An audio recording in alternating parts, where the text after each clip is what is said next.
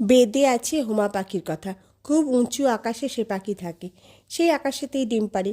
ডিম পাড়লে ডিমটা পড়তে থাকে, কিন্তু এত উঁচু যে অনেক দিন থেকে ডিমটা পড়তে থাকে। ডিম পড়তে পড়তে ফুটে যায়। তখন ছানাটা পড়তে থাকে। পড়তে পড়তে তার চোখ ফুটে ও ডানা বেরোয়। চোখ ফুটলেই দেখতে পায় যে সে পড়ে যাচ্ছে। মাটিতে লাগলে একেবারে চুরমার হয়ে যাবে।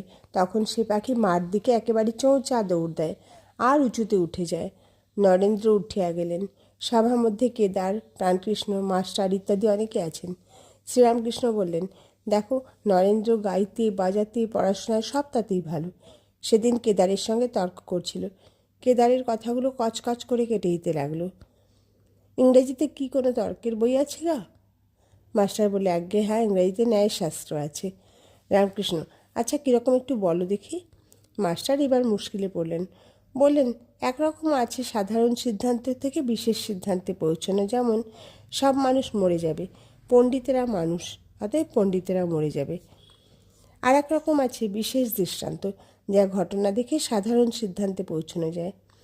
এ কাকটা কালো, ও কাকটা কালো, যত কাক দেখেছি সব কালো, অতএব সব কাকই কালো। কিন্তু এরকম সিদ্ধান্ত করলে ভুল হতে পারে, কেননা হয়তো খুঁজতে খুঁজতে আর এক দেশে সাদা কাক দেখা গেল।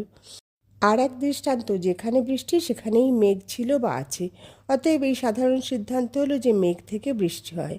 আরও এক দৃষ্টান্ত, এ মানুষটির 32টি দাঁত আছে, ও মানুষটির 32টি দাঁত, আবার যে কোনো মানুষ দেখছি তারই 32 দাঁত আছে, অতএব সব মানুষেরই 32 দাঁত আছে।